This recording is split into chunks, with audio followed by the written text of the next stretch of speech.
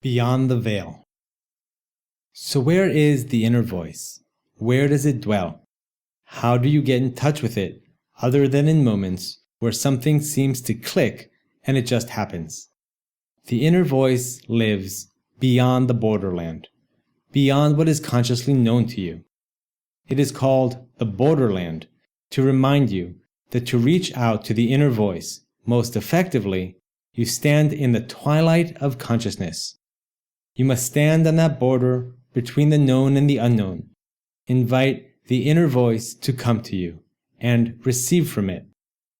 The borderland is like the point where Earth's atmosphere connects to space, where it can receive the rays of the sun, the inner voice, and on a clear day, filter them down to nourish life in the physical body. The beginning of this journey to the borderland is straightforward.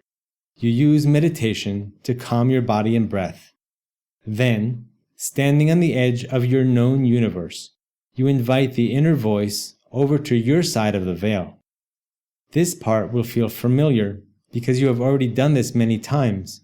You are just learning to do it more consciously. The next step can be more difficult because your unconscious programming begins to respond with its conditioning, limiting beliefs, fears, and stories, and it feels like nothing is coming through from your inner voice. When a message comes in from the inner voice, it is like a love note from the universe, but you know how hard it can be to receive love sometimes. The love note is like a new and alien software program approaching the inbox of your mind. Since your unconscious mind is programmed to respond to life in a specific way, it rejects the new program and resists any changes that do not compute with what it holds as truth. It tries to stay in its comfort zone. At that point, your conditioning kicks in with the "I can't" voices and shuts down your ability to perceive the answers and changes you are inviting in. When you allow yourself to truly receive your inner voice, you will be shaped by what is true at your core. You will receive emotional, mental, and physical healing, and your personality will start changing in the ways you desire. Receiving will turn you upside down and shake out your pockets to make sure you are not carrying anything that no longer serves you. Eventually, it will remove everything that is left of your limited identity and replace it with the limitless love, creativity, and sense of connection that lives inside you. So how do you masterfully receive?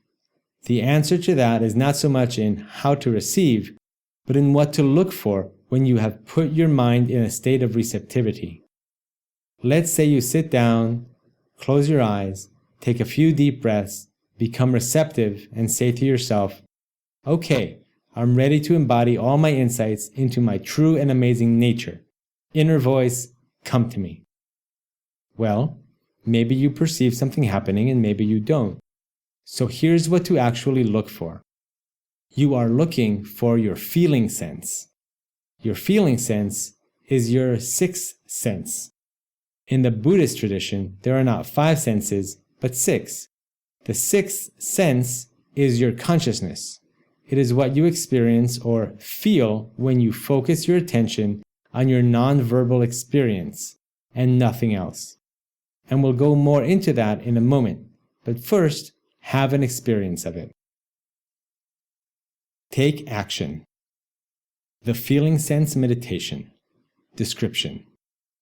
Close your eyes and allow your body to relax as you take deep breaths. Focus on positive experiences you have had in the past to help you become calm and open.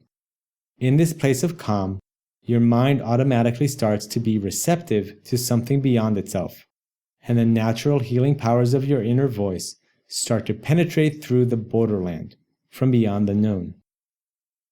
As you allow this process to happen, let your consciousness drift into a timeless and spacious place, a place in between the moments. This is where inspiration comes from. Allow that inspiration to pour in and experience it as a non-verbal, completely experiential feeling in your body. Write down your experience.